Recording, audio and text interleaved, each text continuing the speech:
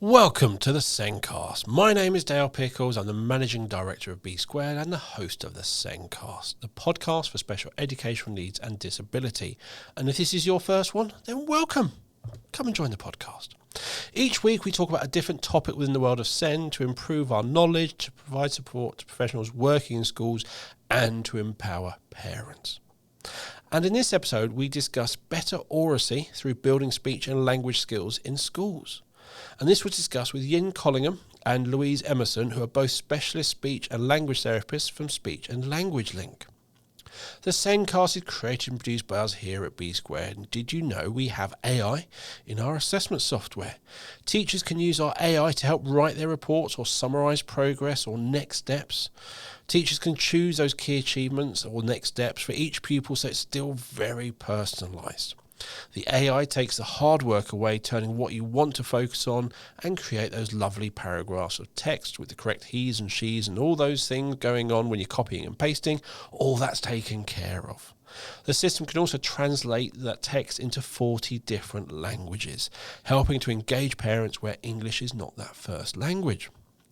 Visit the B Square website or click on the meeting link in the show notes to book a meeting with me to take you through our assessment software and all of its AI features. Now, let's get on with the podcast. My guests on this week's episode are Yin Collighan and Louise Emerson from Speech and Language Link. Yin and Louise are specialist speech and language therapists supporting product development, and they both advise and train staff in schools. Yin has worked with Speech and Language Link since 2022, and before this she worked with the NHS and council services for 10 years.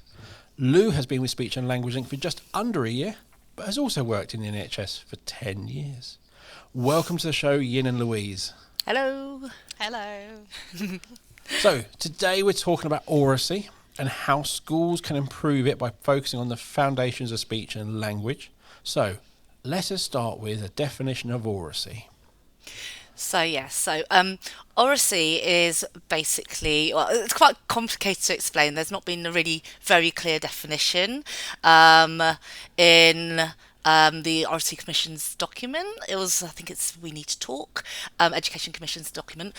They define it as articulating ideas, developing understanding and engaging with others through speaking, listening and communication.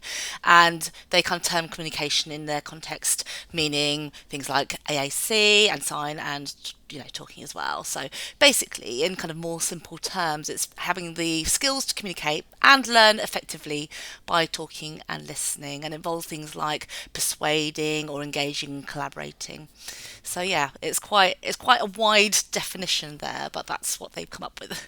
I'm quite sad that the Oracy Commission do not understand or have a clear definition of what oracy is. Do you think that's your main role? It's quite a tricky one because I think it's got its roots in sort of the debate culture in public schools, doesn't it? And obviously that it's not a very inclusive way of thinking, that is it? We really like that they've included the word communication. So when I worked in the NHS, I worked with a lot of non-speaking and non-verbal children with the best will in the world. I'm sorry, speech and language therapy have worked on their verbal communication, or perhaps then it's never going to be appropriate for them. So yeah, we're glad they've included communication in their latest thought around it. The thing is, I think when you think of oracy, there is speech and language, and we talk about the ability to communicate and sound and listen and all those sorts of things. But I suppose oracy is then using that for a purpose more. Would that be correct?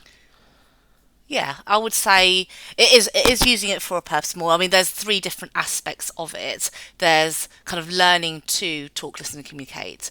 So it's about developing those skills, the speaking, listening, communication skills. And it's also thought to be learning through talking, listening, communicating as well. So it's different ways of learning. So it's kind of different from literacy in a way, in the way that things can be taught. There's a kind of very rich way of learning there, where children are maybe bouncing ideas off each other. They're able to share their opinions in a much more kind of fluid and dynamic way. And it's a way to kind of really get the perspectives of other people, or like if there's characters, they're talking about perspectives of characters from a book, that sort of thing, really. So it's a different way of learning, a really kind of good, rich way of learning. And then there's third thing as well about like kind of learning about talking, listening, communicating. So how communication comes about, what's good that they can do to communicate a point and that sort of thing. So they're kind of looking at themselves and going, this is, these are the things I'm strong at, and these are things I can work on. Guys, yeah, the fact that things are called spoken language and it's always spoken or speech and language, it's like, yeah, that's up there, but there's lots of things beneath that. And Yes. as a company, we often use the term, think of the term we use, spontaneous communication. It's that hearing something and responding rather than recorded being written and reading. We like the term spontaneous communication because we're not saying how it is communicated. Well, I think this as well as, where we used to think about, in therapy, we would say to people about the joy of communication. I don't want you to learn lines to say to another person when they say these specific lines. It's, well, what are we doing here? We're sharing a moment. We're, both bonding over something we think is disgusting, or we're really excited about, or, it's not forgetting all of that human stuff around communication. It's not a tick box of, if you look at a person and then you sit up straight and use your good ears. It is actually being in the moment as well. And sometimes if you're using less words, I know when I get passionate about things, I quite often completely either lose my train of thought and go, what are we talking about? Or I go off in a completely different direction. And if I had somebody saying to me all the time, oh, stop, I just stop talking. I'd just go, okay, well, I'm obviously not right for this I'm not right for this conversation. So, well, you shrink a bit, you get smaller, you get quieter, and you stop. And really, I think at the root, at the bottom of this, we've said underpinning everything in these speech, language, and communication skills, it's to get people involved and to be part of groups, part of communities, isn't it? So I think, Louise, you've just been to Legoland with your child and you've had lots of fun. yes. That's a great example for me of where do you want to go? What do you want to do? How was that ride? Was it too scary? Was it fast? Was it all those sorts of things where you're learning about that personality and what they like? That comes from using that information you have about how to communicate, and it's how I communicate me. Yes, and I think we've talked about what could be really positive in a sort of a spoken driven curriculum is learning about communication generally. So I know there's a lot around neurodivergent folk at the moment and how they communicate, and how maybe things that were taught in the past, like we're going to work on eye contact, actually that's now seen as quite inappropriate for a lot of people. There's concerns around, if you teach masking behaviours, then you get the mental health issues further down the line. But actually teaching a whole class, for some people, eye contact is tricky. For other people, in certain situations, the expectation is that you will look at them. Maybe some people need to learn that just because I'm not looking at you, I am still paying attention. And other people may say, you know what, I could cope in a job interview for an hour. I can learn to look at somebody. I might just have to explain, look, this is really tricky for me. And it's learning about other people. Like you said, it's learning about how other people communicate as well. It's not just trying to get everybody to do the same thing. And I think that's something that, in terms of the kind of guidance at the moment, the information about Oracy, it's something that's kind of being considered somewhat, but maybe there needs to be more thought and more discussion around how certain children with speech language communication needs really do struggle with certain aspects of oracy. Children who are neurodiverse might struggle with the things that are put down in the oracy framework. There's a kind of list, the kind of four different aspects, and there's areas such as eye contact, there's areas such as body language, there's things like voice and self-regulation and confidence and things like that, which lots of children who have speech and language difficulties, including the children who are autistic, those with ADHD, and they will have difficulties with those areas. And it is quite. I think it's really quite tricky to measure oracy, and I think that's one of the big conundrums. I mean, I know it's been talked about in conferences and things like that, where how do we assess this? How can we make sure that children are doing well in this? But there's no kind of one size fits all. Children communicate in different ways, and it doesn't necessarily mean it's a wrong way if they're not making eye contact, and it's not necessarily it's a wrong way if they're using lots of visuals and things like that, or if there's a lot of kind of humour in what they're kind of communicating. It's just their own personal way to do it, and it may well be that they need to use these different ways to put their point across in the best, most effective way that they can. But it's important that we do discuss how these can be part of strengths, what we would consider as strengths in their communication. I don't think we're quite there yet, but it's definitely something that it would be great as speech language therapists that we can put our point across, and for the Oracy Commission to pay attention to. Yes, I think that's definitely something that was my gut reaction when I first heard it was, well, this is speech and language therapy. A lot of this is our job. We work on improving children's vocabulary, or giving them the skills, or supporting staff to teach vocabulary in different ways. Things like the grammar that they use. Some children might struggle to understand jokes. Children with developmental language disorder, if they're not learning language at the same rate as their peers. They, just as much as children with a diagnosis of autism, hit their teens when there's a lot of banter and just can't keep up with it. If you're saying to them, inject humour into your talking, use anecdotes, and they're sort of going, right, I just want to get the facts across. Yeah. Like, let's just work on that first of all. And as I said, I think I did say earlier, there might be, I worry that there might be things being promoted that as a profession we would go, we've moved past that, actually. That doesn't work. We've done that. We're still here. I know there's not enough of us. I absolutely know that. There's a shortage across private and NHS provisions. But we are still here, and we're incredibly passionate about supporting children, young people, and adults. Some people like to work with adults, others of us don't. I guess it's about kind of making sure that all our children have a voice, no matter how it comes across. If they're using AAC, for that to be heard. If they need to use different methods, and that's absolutely fine as well. And I think it'll be very important for any talking curriculum, anything in the future to recognise that. And hopefully there'll be a way forward with that. We need a new word for voice, don't we? Yeah. Because we almost need a new word for oracy, to be fair. Because that's the thing. But even lots of, because you say non-verbal. Yes. Yeah. That non-verbal to me means not words. Yes. So there's most also, of the time it'd be not vocal would be the correct term. Yeah, well, there's a bit of a debate about this, because there are certain, there's different groups prefer different terms. So there's non-speaking, which I've heard more autistic adults say they prefer that term.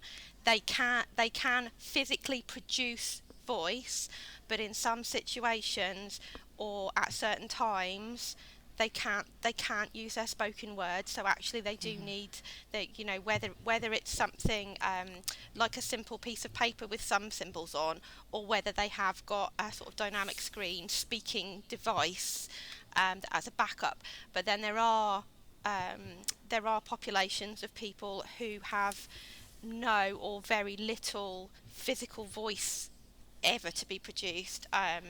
Say for a condition like cerebral palsy, if you've your voice just your vocal folds just don't work, or don't work in the way you want them to. So actually, you do have to rely on other methods. And yeah, and then you've got the deaf community, who are a whole nother thing, and I don't want to speak on their behalf, but BSL being a separate language, and even people not understanding that that's a separate language. Or do I, I've seen a few things. Oh, should I use Makaton or BSL for my child who's struggling to talk? Well, are they a deaf? Are they a member of the deaf community who needs a whole other language to communicate because of how they are, or are they somebody who needs keywords signed, or to use keywords? Yeah, it's difficult. It's really difficult. Yeah, I think with BSL and Macaron, it's like, what's the destination, or what's the Yes. hopeful destination? Yeah. Is a part of that. But I think all the stuff we're talking about, it's how that person communicates. You need to know them. You need to know a bit about them to be able to say how well they're communicating. But also, you need to be opening and be able to listen in lots of different ways. Absolutely. Because if you're just listening to the words, that's one thing. If I'm open my eyes and I'm seeing how it's being delivered, I may be seeing the nerve. You get a lot more information just by watching and listening, the tone of voice. There's so much more, but it's you've got to learn how to listen as well as them learning how to communicate. That's it.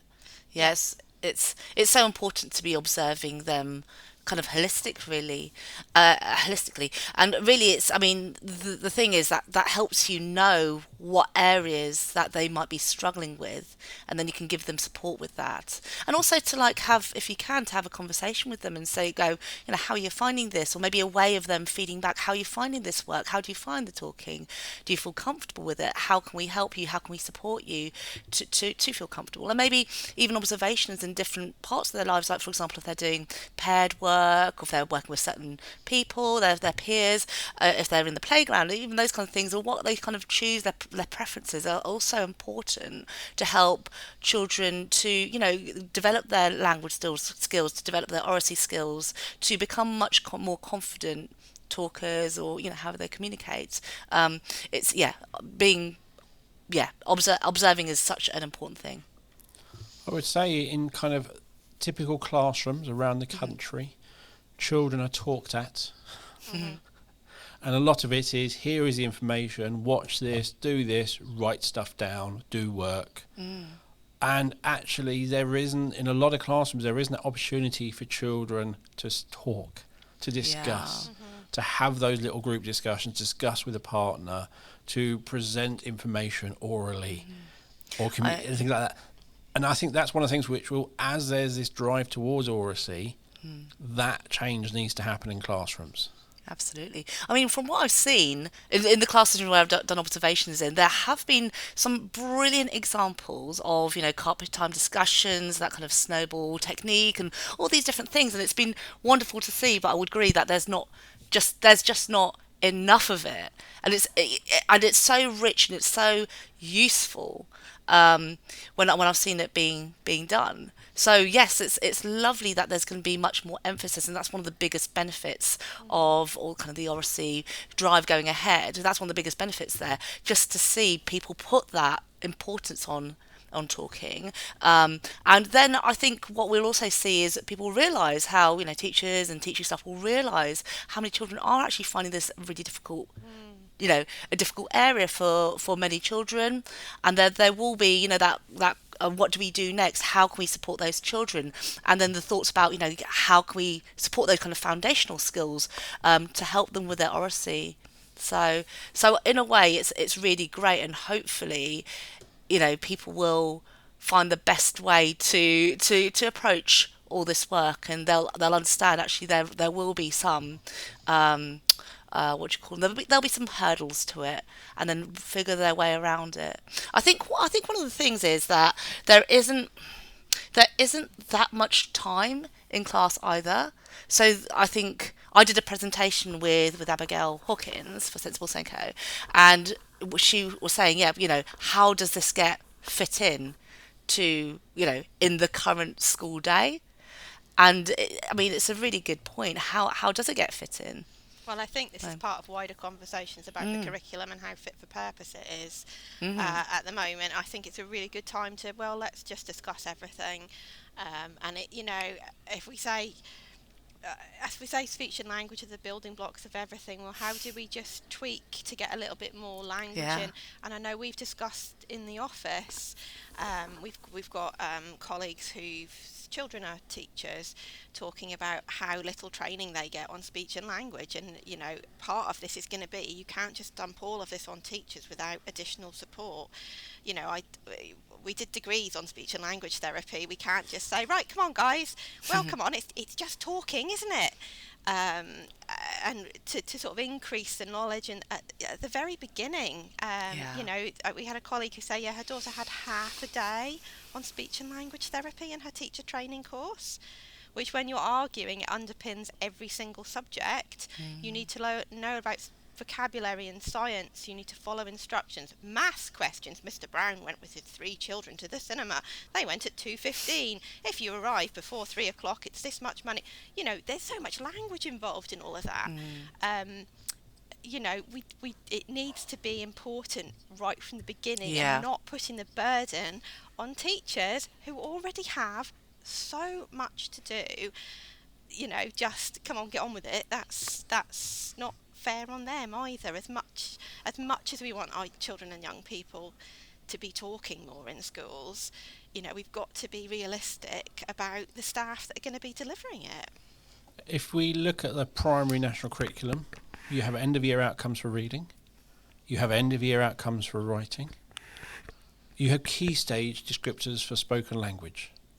If we look at the pre-key stage standards, we have reading pre-key stage standards, we have writing pre-key stage standards, no spoken language.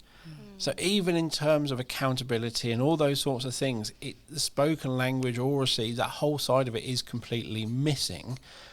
And I think it comes back to one of the things you said is, how do you define Oracy? But also, in a school, how do I assess and prove? Yes. Is this accountability? I have to be able to say and show what they've achieved. And if they just had half an hour of talking, how do I say they've achieved something? I think that comes into schools. How can we say, by spending half an hour talking every week and learning all of these skills, how can I say this is improving with the current criteria we have to use? It's tricky because I feel like a lot of it is more quantitative. So whether it is saying to children, do you at the beginning of the year, how confident do you feel contributing in class? How confident do you feel that your ideas will be listened to? Have I got some strategies? That sort of thing. To measure it that way, because otherwise you are going down a language assessment route, aren't you? Let's see how much vocabulary you know. Let's see, do you understand this instruction? I want you to tell me, something I used to do quite a lot in assessments, tell me how to make a sandwich. But that wasn't scored, and it's quite a tricky, I think it's quite a tricky thing to look at. So obviously our company does standardised screening assessments. We recommend that they screen the children's receptive language reception, year 3 or 4, and then year 7, and from this autumn in nursery with our new package. To sort of screen their receptive skills, but it's quite difficult to screen their output, because you need to be able to sort of pick apart their grammar a little bit. You need to know, comment on things like the appropriacy of their language. Even think about things like when you've worked with teenagers, if they're swearing in context, at least you could say, well, they use the F word with an ing on the end, so that's some Correct grammar use. there. That sort of thing. I think it's going to be quite tricky, and I think it's going to be quite tricky unless there's some strict guidelines. However, are the guidelines then inclusive of different areas of the country? different socio-economic areas, people's accents. You know, we wouldn't ever fix an accent as a speech therapist. You know, we want people to sound like the people around them. What is, and I think you've touched on it, what are we aiming for? Isn't it? So, sorry, I'm monologuing slightly there. I get quite passionate about things. So. Yeah. I guess it is what are we aiming for at the end of the day, and maybe it is almost like I don't know, a point system or something, or a way of just going, well, they do this and they do this. They can communicate effectively, and they communicate via these means, and that's fine. Maybe it's just that way instead. What is the purpose, rather than what exact skills are they using? Because we don't want another checklist, do we? No. Or maybe something like the child, by the end of each key stage, has almost got a communication passport of what they're good at, how they like to communicate, and what's tricky for them. So, you know, everybody then has learnt more about themselves, and it's more equipping them with useful skills rather than let's check this, and do another round of assessments for primary age children. I know that we're talking about this in secondary as well, but yeah, it's... I'm trying to work out kind of what would be in that checklist, and you can go really bad with it. But in some ways, you're kind of... Part of it will be to explain what they did at the weekend. And it's how kind of... But then you might have a child who's very factual because they're neurodivergent, missing out all how they felt about it, or they just went through chronological order. And then another child who's really telling you how everything felt and everything. But another aspect is if Yin says something and I completely disagree, how well do I constructively say I disagree without hurting Yin's feelings? Because that's a whole skill. And there's a whole scale around all of that. And that's ability. You can't just write down a nice simple question and then there is this is the answer you're expecting. I talk about swearing quite a lot. So, you know, I'm sorry, I don't swear that much myself. I've worked with teenagers. You know, we've all had the 14-year-old who comes in and says, excuse me, they were using swear words in the playground. You told me it's not appropriate to swear. And as someone who's worked with AAC users, I remember in an Adults with Learning Disabilities placement, my placement educator saying, you need to build in swear words. It's appropriate for a 40-year-old to know, yeah, maybe you don't swear at somebody. You maybe don't swear talking to a doctor. Oh, you might if you're in a lot of pain and they're not listening. But you know what I mean? There are certain... It's a nuanced skill. If I say there is a skill around using swear words correctly. Yes, exactly.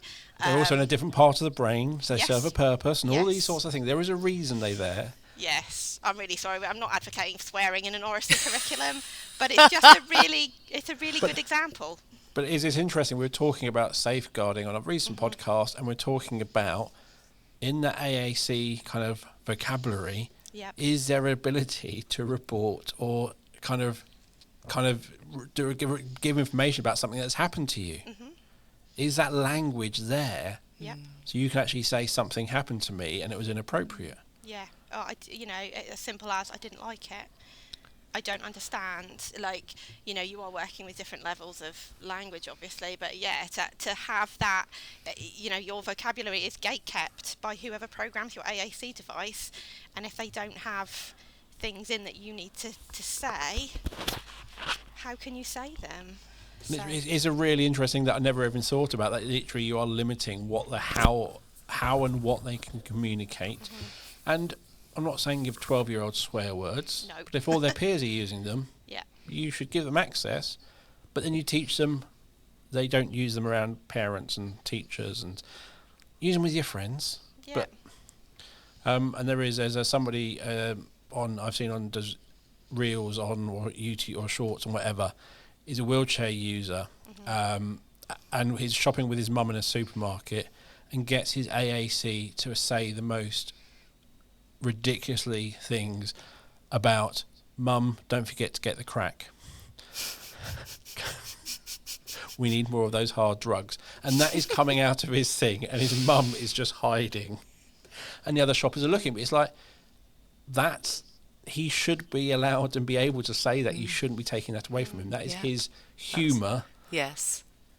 But yeah, and that's the sort of thing. Oracy, I suppose, covers all of these things. Yeah. It's It not does. can you say all these different vowels and consonants and sounds and do all this, but actually, how successfully are you communicating how you feel or your needs? Yeah. And is it safe?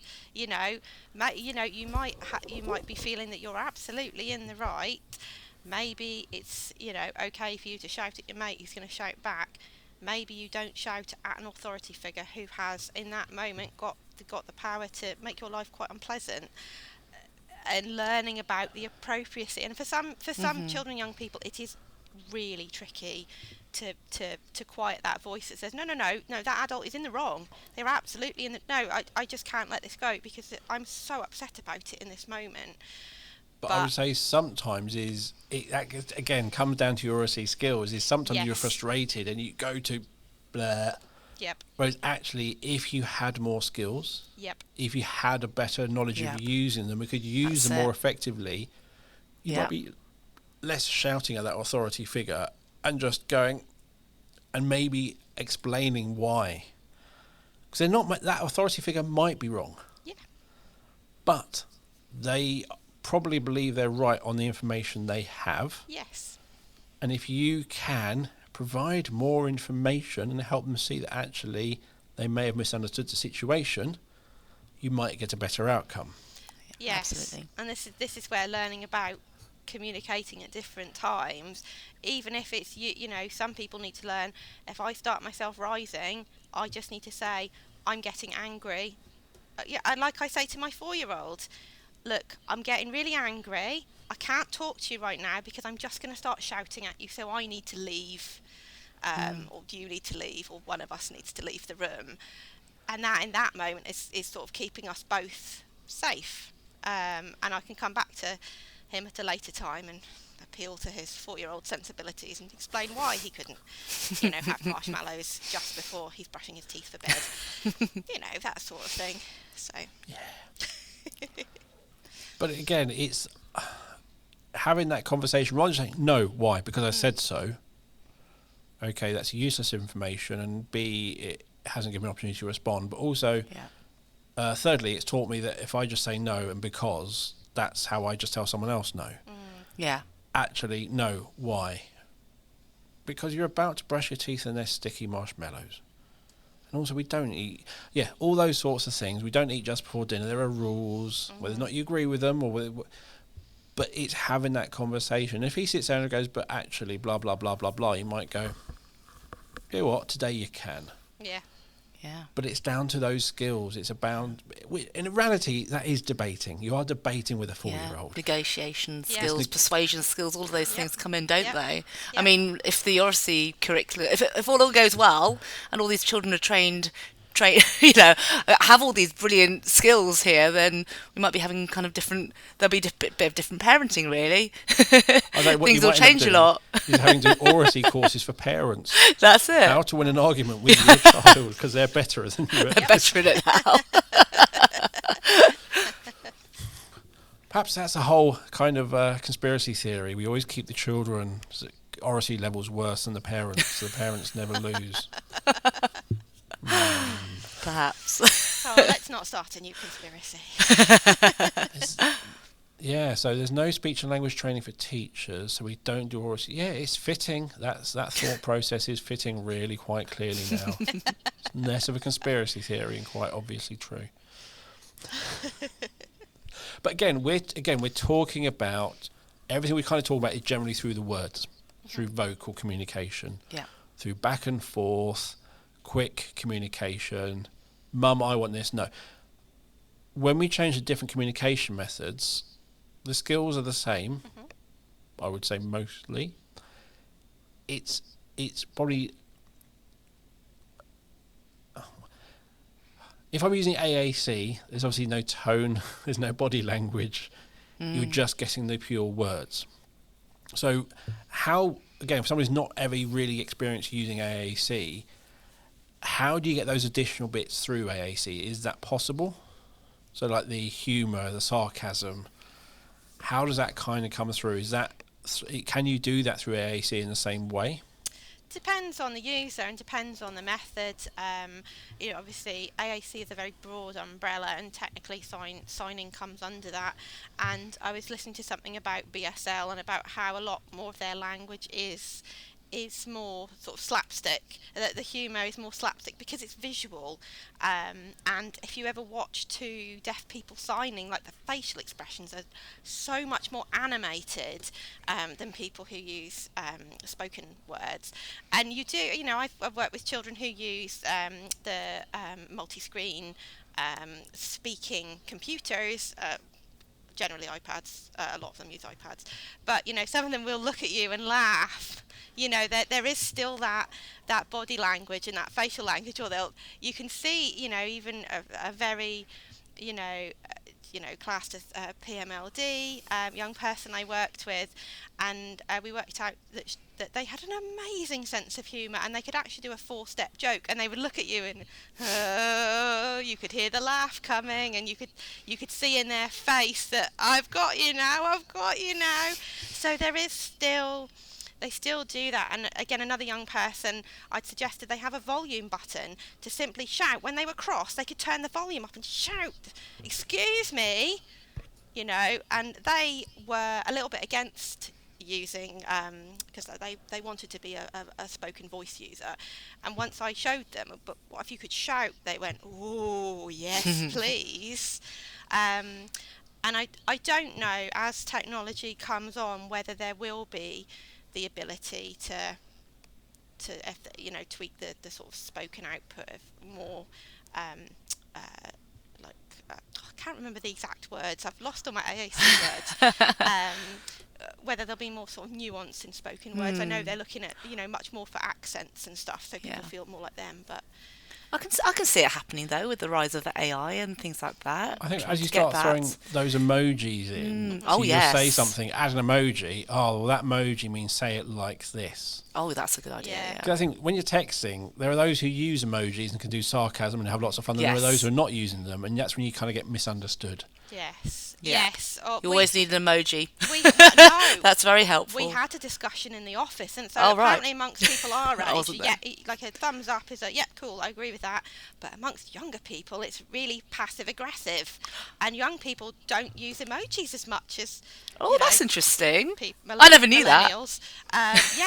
There's more. They more do voice notes, which to me is horrific. Why? I've been told off for using a thumbs up before several times. Yeah. Are you in a mood? I know, my daughter said, "You just thumbs up." I was like, "Yeah." You told me some information. Do you want me just to write okay? I'm like, yes. I went, but surely a thumbs up is the same as an okay. But again, this comes back to the oracy of our expectations, their understanding, our understanding, generational differences. So how well that's communicated, again, is another layer of how old is the person I'm communicating with? Do they know who the A-team is? Yes, right, thumbs up. Oh dear. Yeah, so then you hit cultural things, and I think some countries that's quite rude, isn't it? And this is where it goes back to expectations around eye contact and things. There are certain, I've worked with some children who it's really disrespectful to look at an adult when you listen by looking down to show that you're being respectful. So it's cultural again. So it is really tricky. Yeah. And I think, in terms of neurodiversity, neurodivergence, it's really important that we try to understand each other's perspectives when we're talking. So someone who might just be quite brief, quite factual and that sort of thing, that's not being rude. That's the way that they communicate. That's how they do it, and they're just trying to get their facts across, and that should be absolutely fine. There shouldn't be kind of consideration that actually this person doesn't want to talk, is just being rude. There's got to be that understanding. This is how each of us communicate, and to allow learners to communicate in their own way. I think Louise is really good at explaining the double empathy problem, but that really comes into it, and I'm just kind of like pointing at you, Louise, to try and explain it. Yeah. So this idea that a neurodivergent person and a neurodivergent person communicate really well, and a neurotypical person typically communicate quite well. It's when you cross the streams, the big one is somebody says, I've got a headache, and if somebody responds to them, oh yeah, my foot was really sore this morning, whether that first person takes it as, well, we were talking about me, why are you talking about yourself now? Or the other person goes, oh, you're trying to join me in understanding that there was some physical pain this morning. Yeah, I get that. And it's not a one-upman thing. This is a way of joining together, and having this joint conversation. So it is just learning different communication styles, and how to repair things. I think one of the big Oracy things could be how to repair things when things go wrong, and having the skills to say, I'm sorry, I don't understand where you're going with that joke. We seem to be talking about something else what I thought we were talking about, or this is really interesting. I don't know if I said, but I do have to leave in 1 minute. I'd love to hear more about this later, and fit it, and learn about being quite each open. That's it, being quite open and honest about what you're understanding, what you're not understanding, being quite curious about that, rather than having that assumption that person's doing it in a negative way. They're doing it because they don't want to talk or whatever. It's and that's good. I think that fits well into the Oracy framework of the idea of how we communicate. How do people communicate? And it's a really useful thing to learn. That's coming into the advocating for yourself. Yes. I need to leave. I don't understand. I need more information. I think you've misunderstood me. All of that is around that self-advocacy. How do you say, I need support? How do you say, I need to go and do all those sorts of things, putting your needs, when someone's telling you this and you're going, okay, he's talking, and I've got to be out of here in a minute, and you end up being late because you just didn't know what to do. All of that comes into that self-advocacy of actually, how do I communicate my needs, and how do I change the conversation about what he went on a holiday to actually, I need to go. And I think this is where, if you've got space to problem solve together and role, I hate role play so much, but that's those sort of, you could have those conversations in those sort of PSH. I don't exactly know what it's called. I didn't go to school in England, so I get some of the names wrong. So PSHCE, PS. You can use that one. PSHE, PSHE, PHSE, PHCCE. Social education is what we had. You could have 2 E's on the end as well, just for more fun. Okay. I'll add one to the beginning. Why not? You could do problem solving scenarios. So, what could you say? What would be good suggestions? Let's think of some really bad suggestions. How could we make it go worse? And then what could be helpful, and what are we not sure about? What might be helpful? What do people think? So in my head, I've got a game where somebody's got to explain something. Yin has Yin, you're going to explain this. And then Louise pulls out the. After 5 minutes, you've got to leave, but politely. Yeah. Or, Louise, you've pulled the I don't understand, please can you explain it again card. Yeah. And it's just those, imagine it's that sort of thing. Yeah. And as you say, part of it is sometimes you are going to hurt people's feelings. Sometimes you are going to make them angry. And it's sort of trying to find out the safe ways of... the safest way to do that for yourself and for others, and how you could repair that if it's possible, but it's a really complex subject. Even that, and even that angry person, it's good that they understand the perspective of that person who needs to go at a certain time as well. So that whole level of social understanding is just so important at the end of the day. I thought it'd be quite nice to have everyone in the classroom, so just the whole class create their kind of what they feel that how they best communicate, almost like a communication passport, but for everybody. Just saying, I like to talk a lot about this kind of thing. I use a lot of humour when I'm talking. I might sometimes interrupt, but then that's when I'm really passionate about what I'm talking about. There might be someone who goes, I like using visuals. I'm a bit shyer, so I might not talk so much, but I like to think about what you say. It might take me a while, but then I'll get back to you. So people will get to understand. We're talking about understanding each other's perspectives. Maybe that would help, and maybe that would also support that kind of conflict resolution as well. Like, I understand that person's a bit, but finds it really tricky to say when they need to leave, and they might say it in a certain way, and they've expressed that. I know that about that person, and that's okay. As you said earlier, that spoken or speaking and listening comes before everything else. It's used everywhere. Yeah. And if we think of a child development, we listen, then we speak or we communicate, then we read, then we write. Yes. We forget the first two. We focus on reading and writing in schools, and you have children who struggle with writing. But do they struggle with writing, or actually do they not have those skills with it, that they can actually do it orally? Yes. So are they actually struggling to sequence events? Are they struggling to talk about something? Are they kind of not telling you information? And actually what you might find is, yes, there is a writing issue, or actually they're not even doing it orally. Yeah. So it's not about the writing. Forget the writing. Let's focus on doing it orally. The writing will follow. That's it. For me, I'm neurodivergent, and I was someone who could communicate and contribute into those class discussions. Great ideas, really contributing. Nothing came out on paper. And I'm kind of the opposite in a way. I find writing a real strength, and I think that's from being brought up in an kind of EAL background, really. With my mum and dad, they talked a different language. I learned English from school. I learned English mainly from reading, in fact. So a lot of my written stuff, I find I feel very comfortable. The talking is a little bit like I might have different word orders and things like that, because I've learned that from my mum. I might say words in a different way because that's the way my mum taught. It's really quite an interesting thing. So yeah, behind everything, there is that kind of spoken element. The speech and language are so foundational as well to the literacy skills. I mean, both can play off each other. But I think one of the biggest things is confidence. I think when it comes to oracy, I find that in our generation, people are less confident to do their presentations, to speak up about, to kind of like go in front, kind of like have a discussion and really put across their point of view. Some people find public speaking very tricky. I think public speaking is I think it's the third most feared thing. So it's quite high up. I think it's higher than things like death. You know what I mean?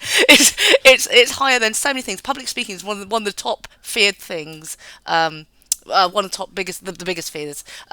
So yeah, it's if we can get those skills about being confident more than anything else, the confidence behind talking and putting across a point of view, then that's brilliant in itself. Have you heard of Toastmasters? Yes. I have. Yeah, I went to one. Did you? Yeah, just one. It was quite scary, I have to say.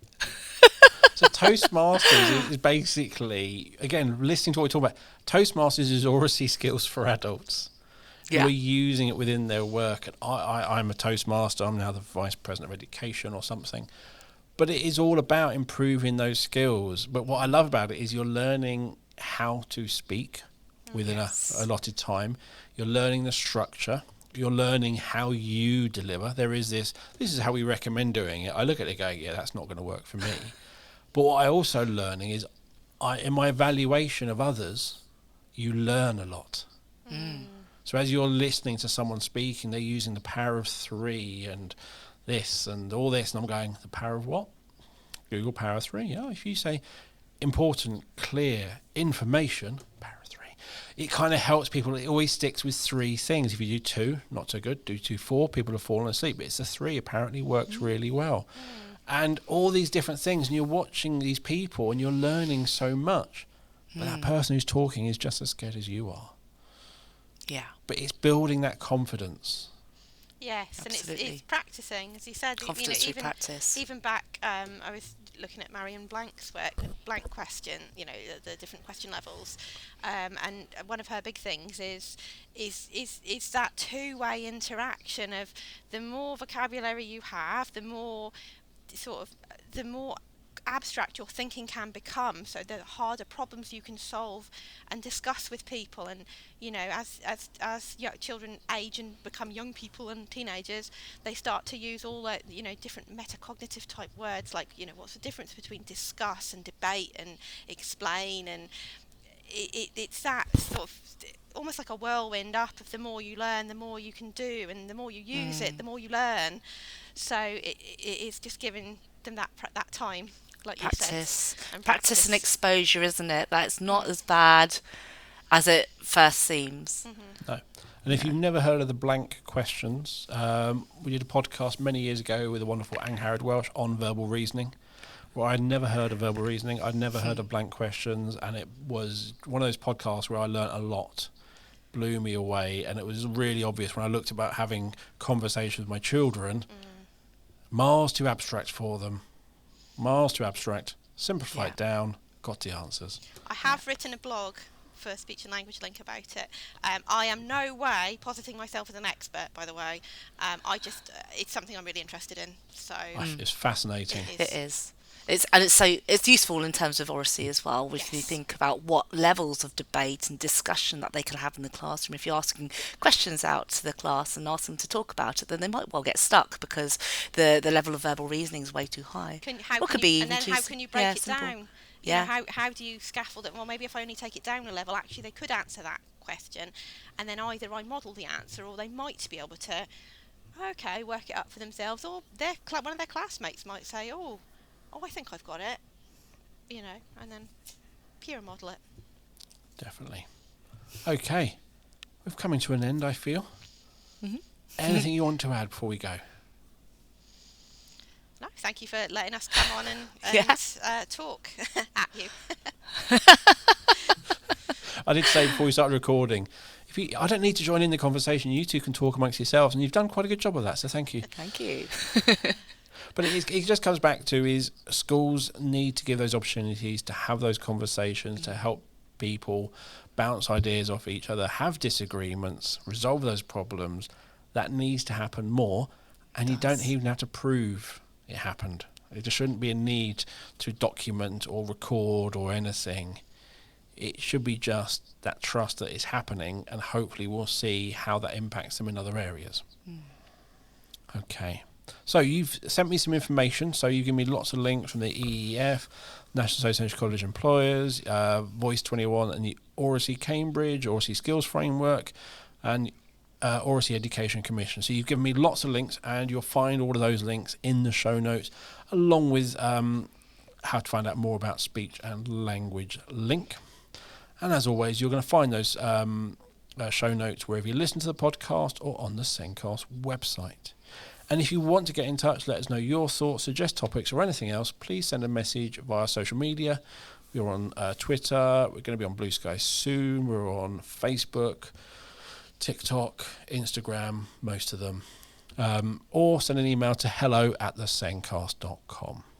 The Sencast is created and produced by us here at B Squared. And do you know about our AI features within our assessment software? Teachers can use our AI to help write their reports or summarise progress. And teachers can choose key achievements and key next steps for each pupil, so it is very personalised. And the AI takes the hard work away, turning those bullet points you want to focus on, creating lovely paragraphs of text so you don't have to. And the system can also translate those paragraphs into 40 different languages, helping to engage parents where English is not their first language. So visit the B Square website or click on the meeting link in the show notes to book a meeting with me to take you through our assessment software and the AI. So, thank you for listening. We'll be back next week with another episode of the Sencast. It's goodbye from me. Oh, goodbye from me, Yin. And goodbye from me, Lou. Bye. Bye. Bye.